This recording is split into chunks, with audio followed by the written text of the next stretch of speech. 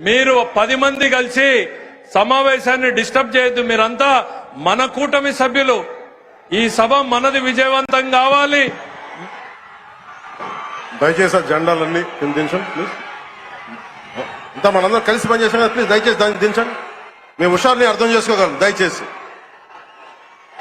పెద్దలు ముఖ్యమంత్రి గారు మాట్లాడబోతున్నారు, శ్రద్ధగా వినాలి కదా.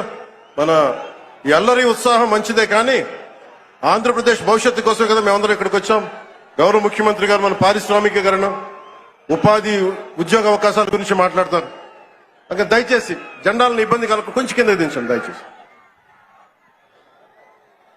రాయలసీమ శతాబ్దాల కరువుకు శాశ్వత చిరునామాగా ఉన్న రోజుల్లో ముఠా కక్షలకు, పెత్తందారి పోకడలకు నిలయంగా అడుగడుగున వెనుకబాటుతనం, ప్రతి పల్లెలో పేదరికం అలుకున్నటువంటి రాయలసీమ బీడు బారిన భూములకు హంద్రీ నీవా ద్వారా నీళ్లిచ్చి బంగారు పంటలు పండించే భూములుగా మారుస్తున్నటువంటి నాయకుడు, వర్షాకాలంలో సైతం చుక్క నీరెరుగని అనంత చెరువులకు ఎండాకాలంలో నీళ్లుండేలా ఇస్తున్నటువంటి నాయకుడు, పంట నష్ట పరిహారాన్ని, రైతులకు ఇన్సూరెన్స్ ని, డ్రిప్ ని పరిచయం చేసినటువంటి నాయకుడు, రైతు కళ్ళల్లో దైన్యం ఒకప్పుడైతే మీసం మెలేసే శౌర్యంగా ధైర్యాన్ని ఇచ్చినటువంటి నాయకుడు.